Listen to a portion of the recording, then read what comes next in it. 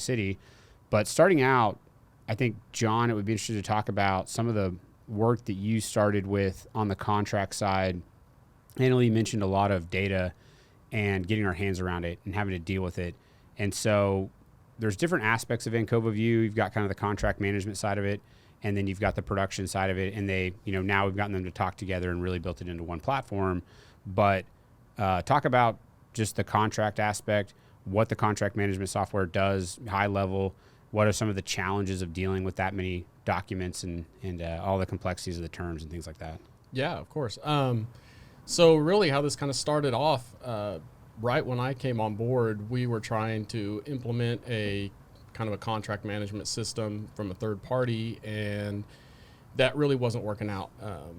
Couldn't quite get it to do what we needed to do for our specific needs, and I had messed around a little bit with some access stuff and thought, well, maybe I can at least put something together that we can track things. And so I started messing with that, and it really started working really well. We were able to take the contracts, and as most people, oil and gas, or probably deal with any contracts, know, trying to track contracts and amendments and changes and keep them all together and just what goes with what is a pretty difficult job.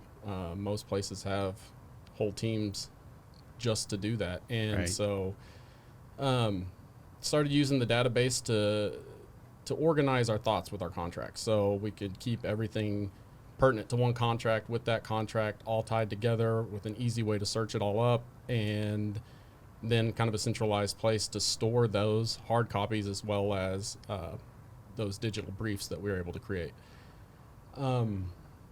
So that was kind of the beginning. That turned into, once I kind of figured out that I could do that, started using it more for my specific job to kind of make scheduling easier for me.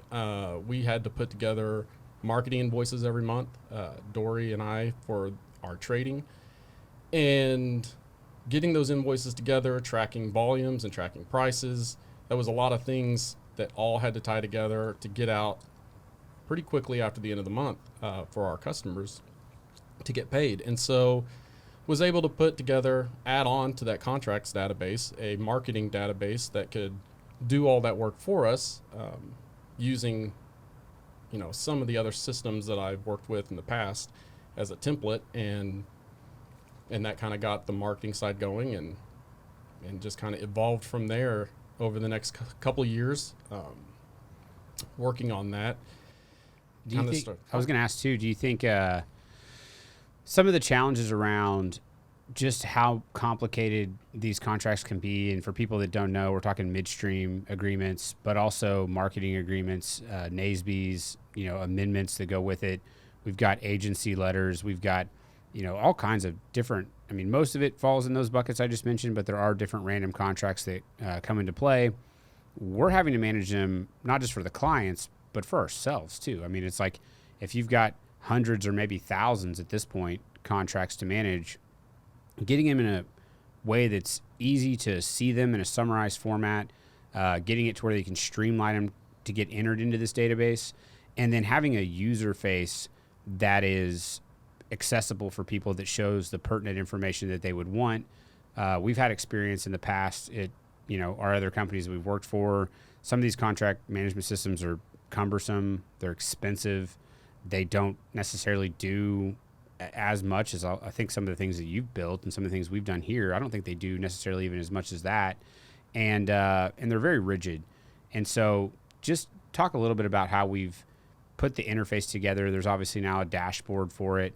And then I think we can parlay that into Annalie and some of the integrations you've done with GIS and these agreements too. Yeah. So like you said, there's a lot of moving parts when it comes to these contracts, and trying to track them all and keep them all together is cumbersome. And so building an interface to handle all of that, it's kind of a big ask. And these legacy systems that have been out there that some of the bigger companies use, like you mentioned, they are very rigid. They were built years ago. They've got layers upon layers of different screens and formats that they've put together, and it's cumbersome and it's expensive to make those changes as things come along. So they worked great at the beginning. They still work great for specific tasks, but if you have something new come along, you know, contracts are constantly evolving. I don't know if I've ever met a commercial rep that hasn't tried to make some crazy contract. Sure.